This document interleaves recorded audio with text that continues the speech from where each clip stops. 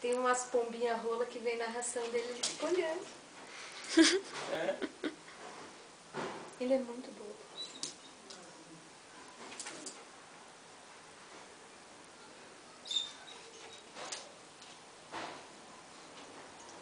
Rua, Pacato.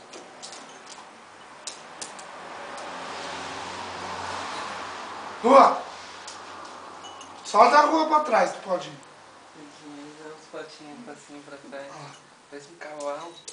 Provocando. Tem ataque. Pega ele, Pacato, pega ele, Pacato. Ai.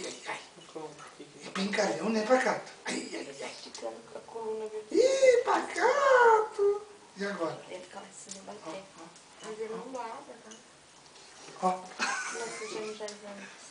Não incorporando. Não, normal. Não sei se não pega uma Ai. coisinha.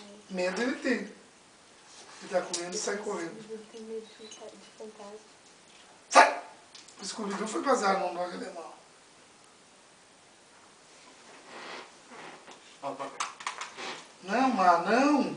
Só ver o que eles falam. Não, Pacato Ele não. nem sabe o que é. Vou dar uma pulada na Não, mas cabeça. ele come, porque engole no... Ó. Boa, Pacato!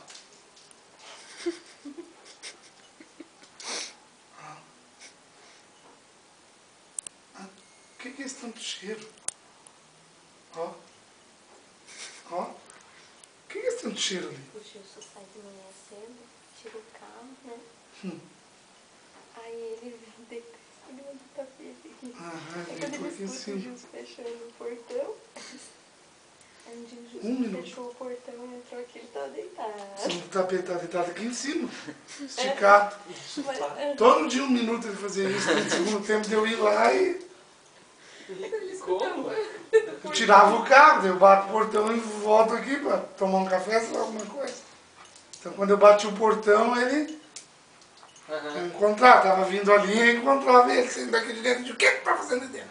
mas não sabia que Um dia eu não deitado. bati Todo dia. Todo dia. Ó, Pacato, quer brincar. Aí um dia eu não bati o portão, cheguei aqui, ele não se vai aguentar.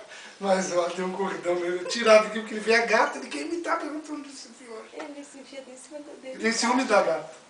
Vai. Eu acho que pode. Aí, A parte todo não pode dia ver tá uma aqui. caixa, né? Que ela entra pra dentro. Se tem uma caixa ali, ele pode Ai. Nas patas. Espata. Sabia que um cachorro pequeno pode ganhar uma luta de um dog alemão mordendo por baixo, né? Ah, vamos lutar. Morde no saco. Um saco mais fácil. Imagina ali. Ai, que amor. Ó. Ele não pode correr atrás de ti.